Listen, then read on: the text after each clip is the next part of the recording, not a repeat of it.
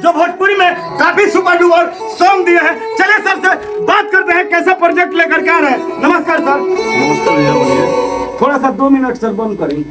कैसा मार्केट में प्रोजेक्ट लेके आ रहे हैं? अरे क्या लेके आओ लोग प्रोजेक्ट जो लेके आओ तनी जब हम सब बांध चुप चुरा उतारो हम। अभी वो कौन गाना चुरा लिया है? अभी वो कहता कि पूरा हमारे बापू को हम तो वो उठा के गा दे। एक मतलब हमने के बाप है जा और वो बताइए।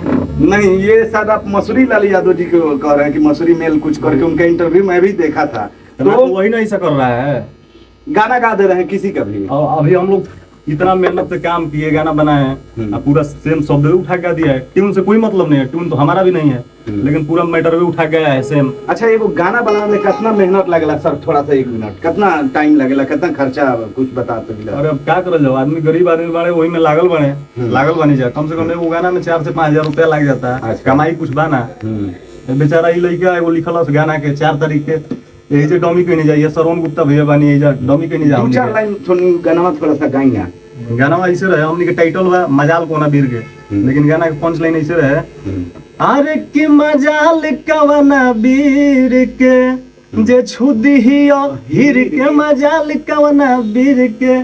बताइए कितना मेहनत लगता है गाना लिखने में सर? अरे बहुत ज्यादा मेहनत लगता है। इतना टॉपिक अच्छा लेकर के आते हैं हम लोग रात दिन करके एक गाना को बनाते हैं। गाना को 10 बार देखते हैं कि कहीं शब्द गलत नहीं ना है। अच्छा, उसके हिसाब से हम लोग देख के वो लिखते हैं। चोरी हो जाला तो कैसा लगेगा? क्या बोला क्या करिएगा, मार्केट में पूरा चोर भरा है। वो विजय बिंदास जो रोशन लाल के गाना दिया है, वो अपने बहुत बड़ा राइटर समझ रहा है। आइए ना बैठिए मेरे पास, लेके आके मेरे सामने लिखिए गाना को। पुरानो बिहारी कौन को लिख के देले बड़े ओकरा के मसूरिया में हमनी के गाना छूटल बा 9 सितंबर के सुबह में, फिर रोशन के छूटल 9 सितंबर के शाम में 8-9 घंटा बाद। उनका से बात बैल कहले कि ठीक बा। हम कहनी चलो ठीक बा, लोकल लड़का बनी जा।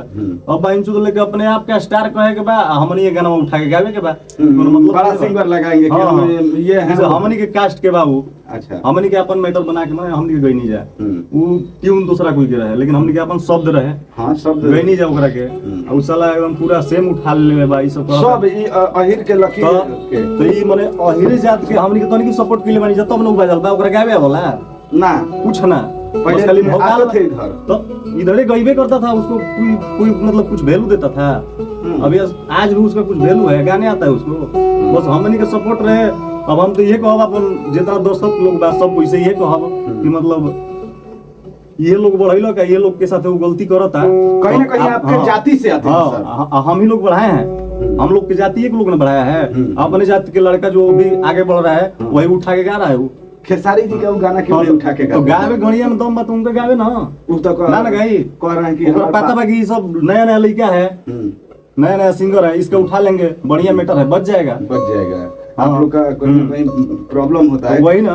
टुनटुन जी भी गाना गाते हैं तो टुनटुन का उठा के गा दे, प्रमोद का उठा के गा दे, बड़े सिंगर का नहीं गाते। आप लोग को दबाया जाता है। बिल्कुल दबाया जा रहा है ना। क्या बोलना चाहते हैं मसूरी? अगर ये वीडियो देखेंगे तो उनको क्या बोलना? अरे ओकरा हम क्या बोलब, ओकरा कुछ ना बोलब। हम ये कहब कि फिर वो सुबह गाना छूटता है जो ना अथी नाम बाटे ऐसा कुछ बा, मत बोलिए ना तो वो चोरी हो जाएगी। उससे कोई दिक्कत नहीं है, चोरावो गावो, हम रोज गाई रोज उठा के गावो, हमरा उससे कोई दिक्कत नहीं है। हां भाई, जो कलाकार बाबू तो अपना देगा पर। अरे आदमी जिला हो हिरान के गाना होता वो उठा के गा देबो। 2-4 लाइन सुना देम का गाना? ना वो गाना सुबह छूटी। अच्छा, सुबह आएगा। आप ही लिखे हैं? जी मैं। मतलब कि जैसे गाना इतना मेहनत करके आप लोग लिखते हैं, थोड़ा सा उनका के कुछ कहल चाहे तनी तो बोल दी अपना। का अब उनकरा के बोल ना भेंट क के ले लसमेटर मार्केट में रहे के ना बात कर ले चाहिए ना। हां, बात कर लीजिए। मार्केट में रहे के बच्चा के तो नकल ना करी बाप के तो कैसे रही? अच्छा, वो कह रहा है सर वीडियो में कि हम गायब हमारे बाबू लोग के गाना रही तो चुराई खुल के माने मीडिया में बोले क्रिए ही खा लिया है। अभी हम ही लोग के साथ में एक लड़का रहता है गोलू गोल्ड करके, उसका पूरा मैटर में उठा के गया। अच्छा, हम शायद किए हैं उनका इंटरव्यू गोलू गोल्ड यादव जी का। उसको फोन करके कुछ धमकी दे रहा था, तो हर कोई ऐसा नहीं कह सके हमनियों को हीरे बनी जा। हां, कोई से ये बोल जाए कि मतलब जैसे सोच समझ के रहे के बा, बहुत लंबा जिंदगी बा। ये सर गाना बनावे में कितना मेहनत लगेला? थोड़ा सा कैमरामैन थोड़ा सा। हाँ, ये वो गाना बनावे में कैसे मतलब कि कितना टाइम मेहनत दे लगा? टाइम के दही कोई लिमिट नहीं है ना। मैटर के ऊपर होता है। मैटर भी मतलब कोई ऐसा नहीं है कि परफेक्ट यही हो गई, ना म्यूजिक भी बहुत परफेक्ट यही हो गई।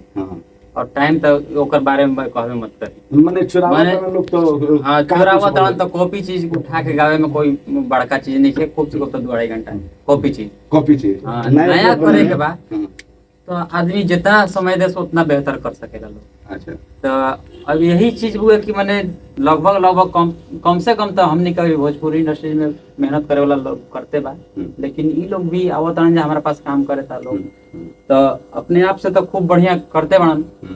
और सबसे मेन चीज की बहुत मैंने गरीबी देखते हुए भी आगे बढ़े की कोशिश करत हन। भैया ये गाना कहिया रिलीज रौरा कइले रही जो चोरी हो गइल बा? हमार गाना सकेला? 9 सितंबर के बेल अच्छा, 9 सितंबर के सुबह में 7 बजे हाँ। ना 6:45 ऐसे हाँ हाँ कुछ कुछ भी हाँ तो 9 तारीख हाँ, को 9 कब गा दिया है? वो कल गया है, कल छोड़ा कल है। गा दिया है। हाँ कल गया है, जब देखा कि गाना बज रहा है, गाना मैटर बढ़िया है, ओरिजिनल में मेरे वाला में और उसके में बहुत ज्यादा अंतर है, धरती लाख आसमान का लीप फर्क अंतर है है। पूरा। आवाजें नहीं खेऊ एगो इनका भी गाना लोग सुन रहे हैं, उनका भी धरती आसमान का गाना में फर्क है, आप लोग जाके सुन लीजिए।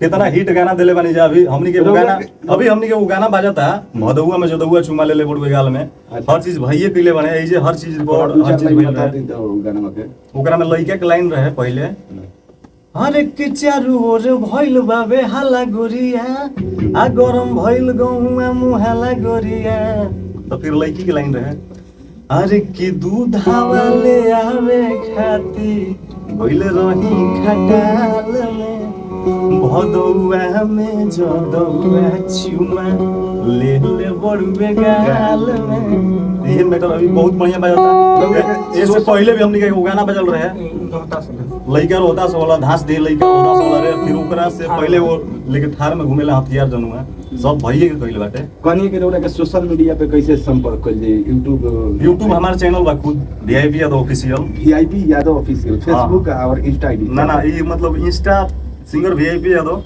हाँ और फेसबुक पे? हाँ फेसबुक पे हुए बाटे, लेकिन अभी मतलब जैसे वीआईपी यादव ऑफिशियल ये यूट्यूब चैनल है। कुछ बोलल चाहे तो जो भी अभी गाना हमने के छूटल बा जो चोरी भइल बा वही चैनल पे बाटे। हम ये कहब कि मतलब आप ही लोग समझी जा, हमनी के समाज के जितना लोग बा वो देखी जा कि मतलब वो का करता, केकरा के सपोर्ट करे के बा, कैसन आदमी के, ये हम कहब। जैसे कि आदमी मेहनत करता तो कुछ ना कुछ सब अपन दर्शक के खातिर